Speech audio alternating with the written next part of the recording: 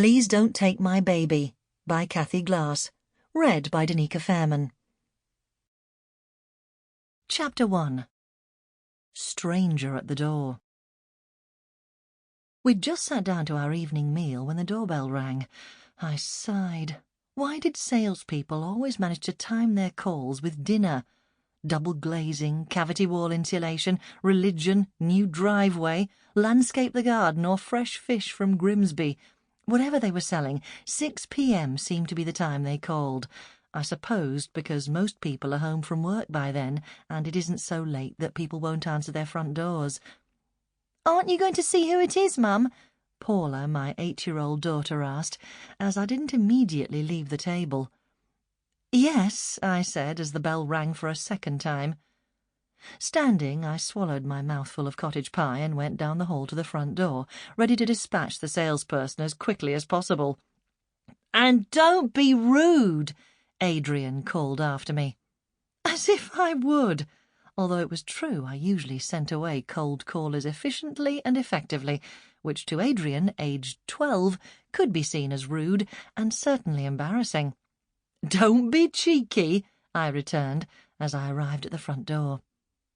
It was dark outside at 6 o'clock in January, and, as usual, before answering the door at night, I checked the security spy hole, which allowed me to see who was in the porch.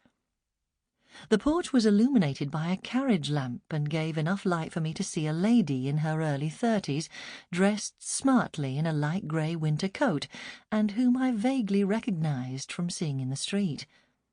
I guessed she was collecting either money for a charity or signatures for a petition on a local issue. Traffic calming, crossing patrol, noisy pub in the high road, etc. "Hello," I said with a smile as I opened the door. The cold night air rushed in. "I'm sorry to trouble you," she began. "You're Cathy Glass, aren't you?" I saw she wasn't carrying a charity collection tin or a clipboard with a petition to sign. "Yes," I said, surprised she knew my name, but I certainly didn't know hers. "I'm sorry to disturb you. My name's Merrill Dennis. I work at Beechcroft School. I'm a games mistress. I teach PE. I expect you've seen me around. I live at number 122. "Oh, yes," I said. Number 122 was at the very bottom of the street. I smiled politely and wondered why she was telling me who she was and about her school, which was on the other side of the county. Adrian, who'd started secondary school the previous September, attended a local school, and Paula was still at our local primary school. I smiled again and waited, aware that the cold air was chilling the house and my half-eaten dinner was on the table going cold. You foster, don't you?" Merrill asked a little nervously. "Yes, although I don't have a child at present." "I thought not. I pass your house in my car on the way to work, and I used to see you setting off on your school run. I thought your routine had changed."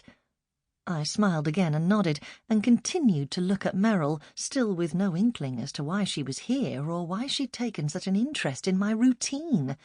Donna, the girl whose story I told in The Saddest Girl in the World, had left us in November, and I'd taken Christmas off and was now waiting for another foster child to arrive. I didn't yet know who it would be, but what any of that had to do with Merrill, I had no idea. Is it possible for me to come in for a few moments?" Merrill asked. "What I have to say is confidential. I'm so sorry to trouble you like this." Well, yes," I said, slightly taken aback but intrigued. "Come in."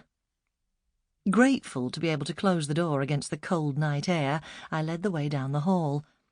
"Who is it?" Paula called from the dining table, having heard our footsteps. "A lady who lives down our road," I said. "Finish your dinner, please." "Oh, I'm sorry," Merrill said. "I've interrupted your meal." "Don't worry, it will save. Let's go through here to talk." I showed her into the sitting room and pushed the door to. Adrian and Paula knew where I was if they needed me. Merrill had the authoritative air of a teacher. She sat on the sofa, unbuttoned her coat, and slipping it off, folded it onto the sofa next to her. "I'm sorry to barge in on you like this," she apologised again, "but I need to ask you a favour, to help me out." It was then I thought she was probably looking for a child. Sample complete. Ready to continue?